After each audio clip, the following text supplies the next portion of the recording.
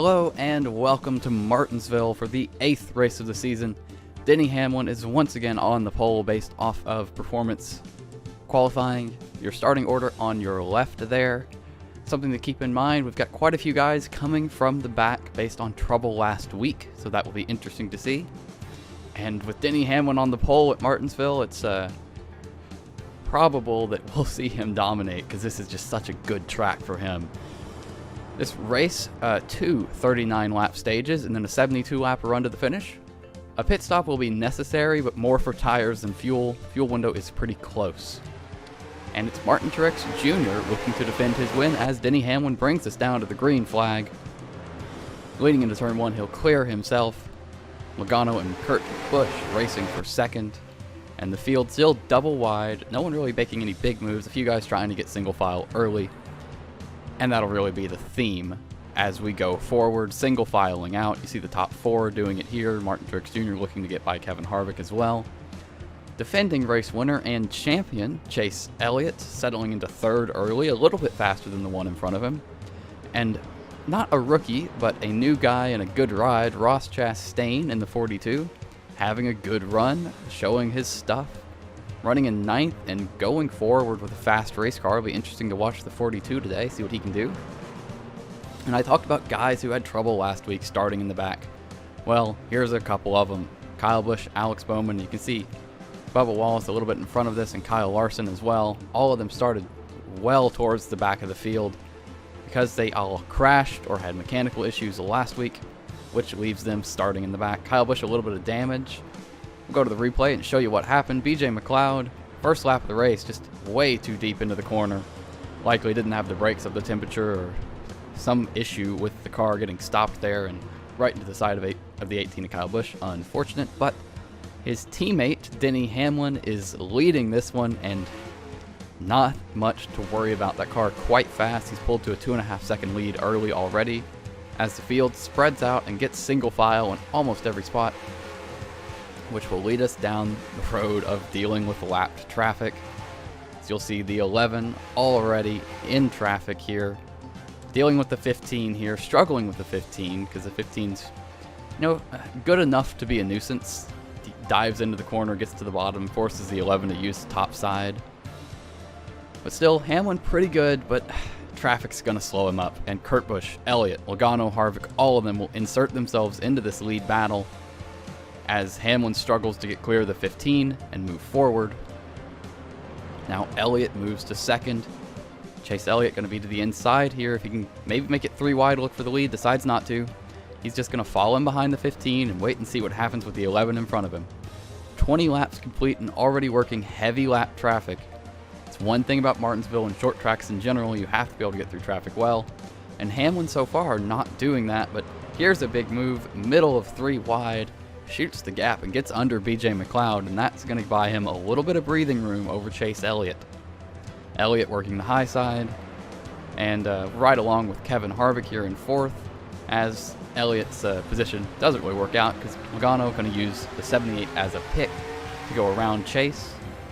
Kevin Harvick going to also do the exact same thing, following him through and moving himself to 3rd.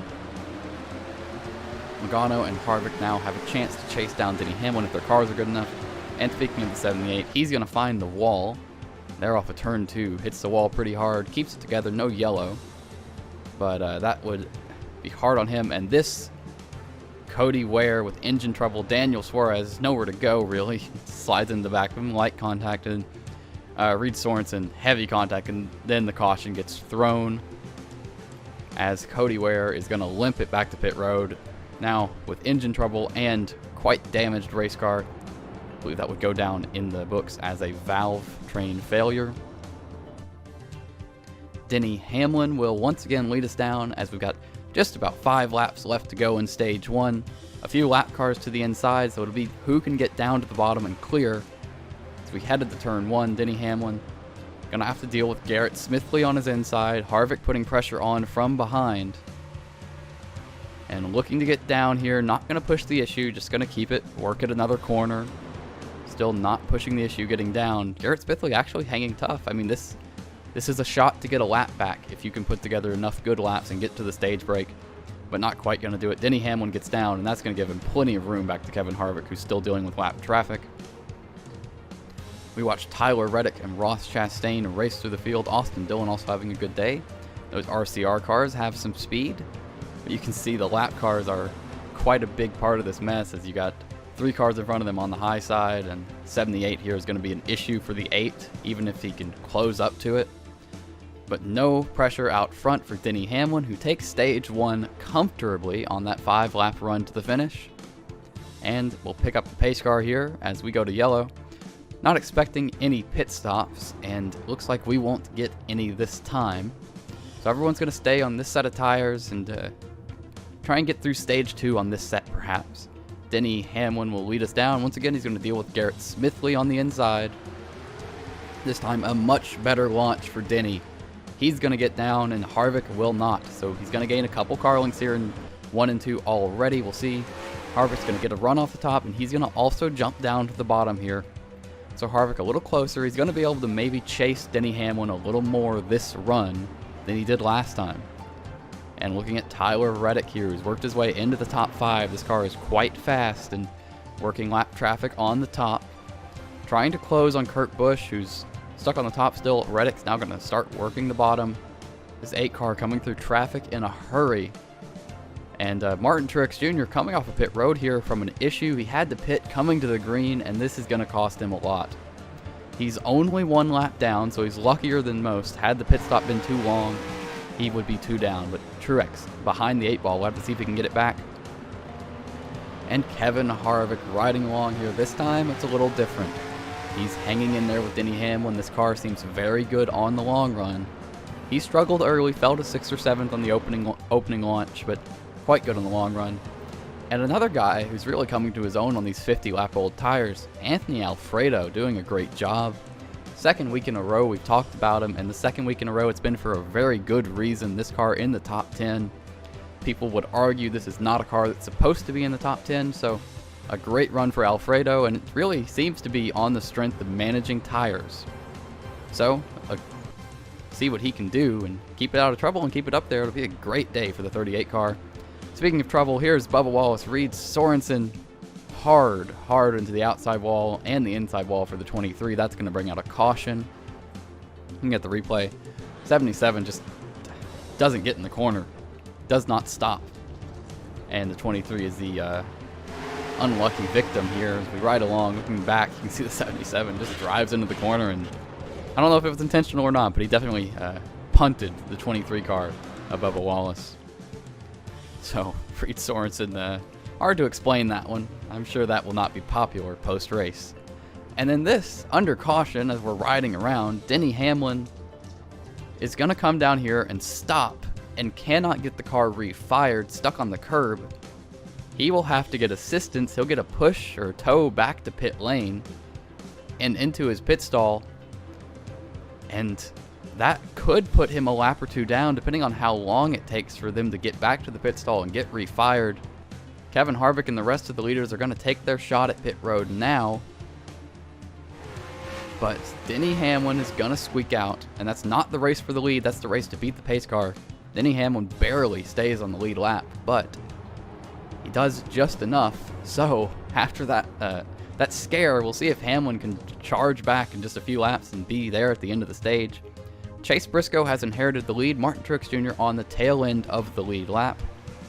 So Truex will fire off, and he's not the leader, tail end of the lead lap. Chase Briscoe is the leader who stayed out on old tires. I believe these are about 30-lap old tires because he pitted at the end of stage 1, the only car to come down. Playing a little bit of strategy and making it work as he has the lead.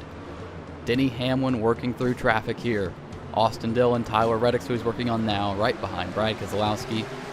And the FedEx Toyota, Denny Hamlin is driving through and making short work of everyone. This car is ridiculously fast, and I don't say that in a joking way. He is absolutely gonna be a part of this stage win.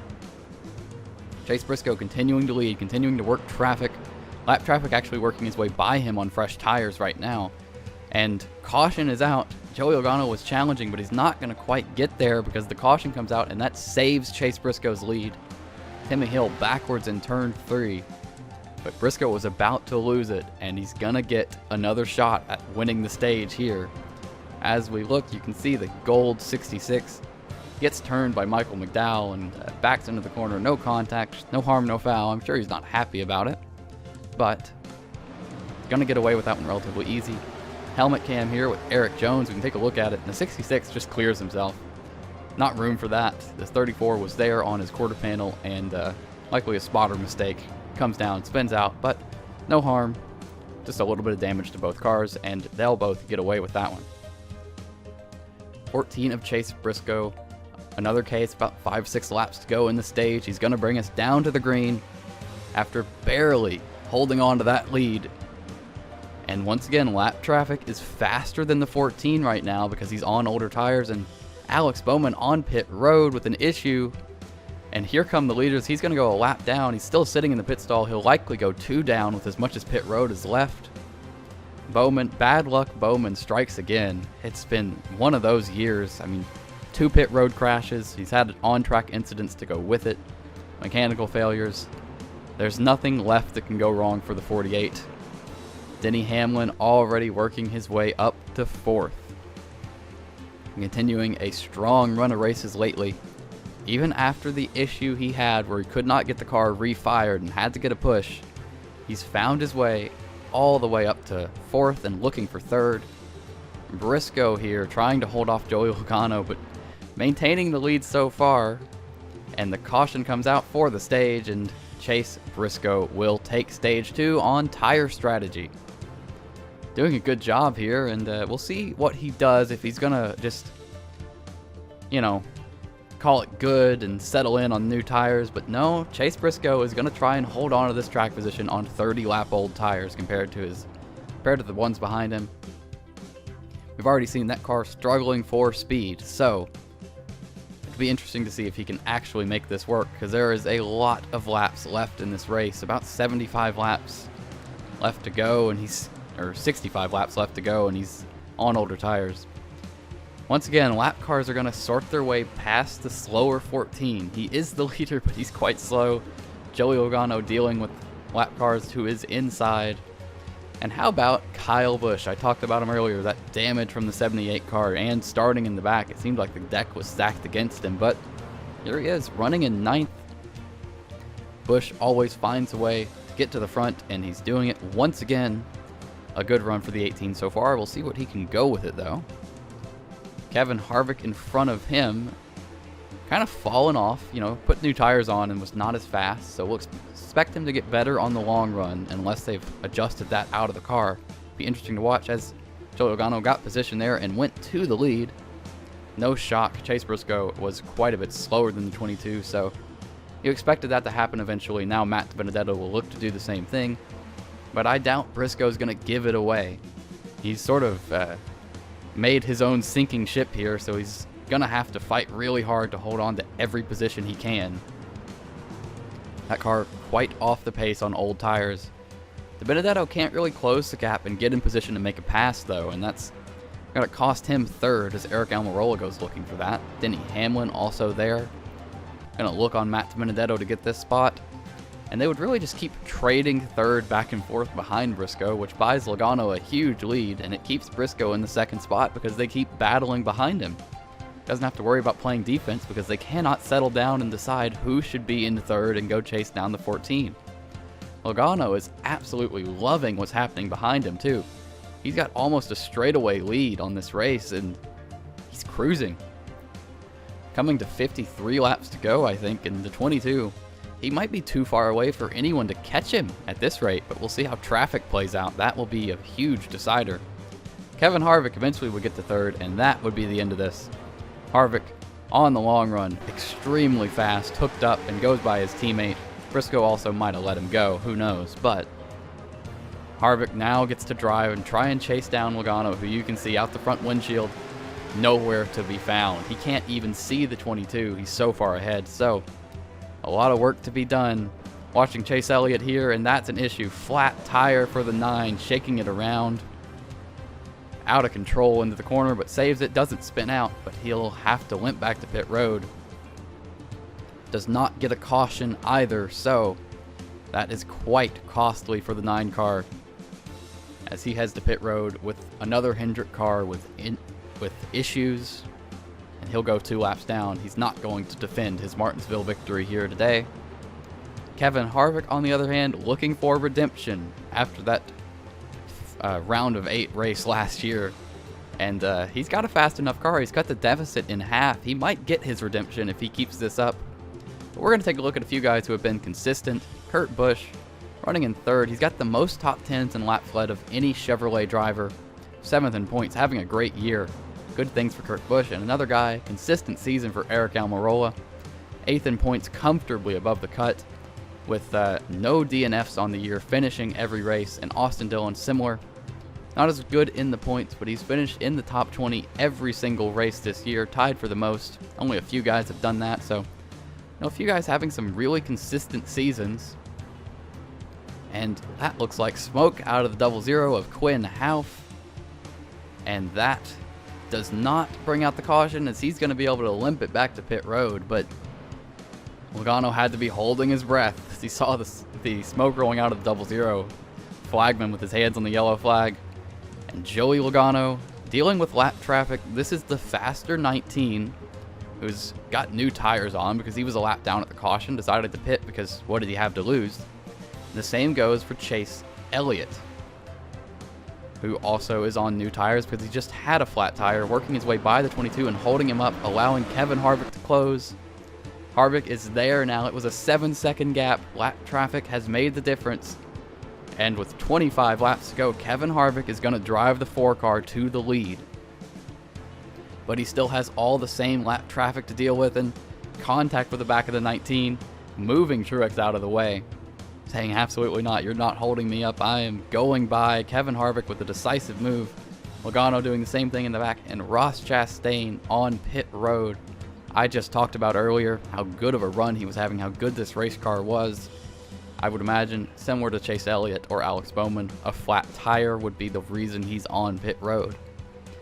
Unfortunate for the 42, but they can still take the moral victory that they had one of the fastest race cars here. Kevin Harvick working the lead with 10 to go, and he's already carried it out to 4 seconds on Joey Logano. Just so much better on the long run, managing tires, and so good in traffic. Kevin Harvick, I guess you could say those are his tenets. That's how he operates and how he always has. It makes him so good, and you can see the lead is massive all the way back to the 22. Nothing really changes. Coming around to the white flag, Harvick has a 7-second lead. He can just coast. He's lapping Anthony Alfredo here. Alfredo had a great day, continuing to put together a good run. And Chase Briscoe barely staying on the lead lap after that tire strategy. But it will be Kevin Harvick looking for redemption after a rough day here last year. Harvick will win at Martinsville, taking his 3rd win on the season and reassuming the points lead from Denny Hamlin. Taking a look at the stat sheet here, he is stuffing the stat sheet so far this season. He leads all drivers in top 5s and playoff points. A little bit of inconsistency keeps him from being the leader of most points scored, but quite good either way. Looking at the points table, Kevin Harvick sits atop it. Denny Hamlin, Keselowski, Truex remain the only 4 drivers locked in. But a few guys in yellow there padding their points cushion. Logano up to 174 points above the cut. Just so consistent, but can't find victory lane. DiBenedetto, Austin Dillon also having good runs here. Christopher Bell, a lot of consistency out of the 20, something Eric Jones lacked, so Joe Gibbs has to be happy with that. And at the cut line, things getting interesting with Ross Chastain having a bad day. Briscoe with that tire strategy, gaining some points, and Bowman falling out of the picture. It will be a good one this year, and that'll be it. I hope you enjoyed the video. If you did, leave a like, comment, subscribe, and we'll watch Kevin Harvick burn it down on the front stretch, and see you all next week.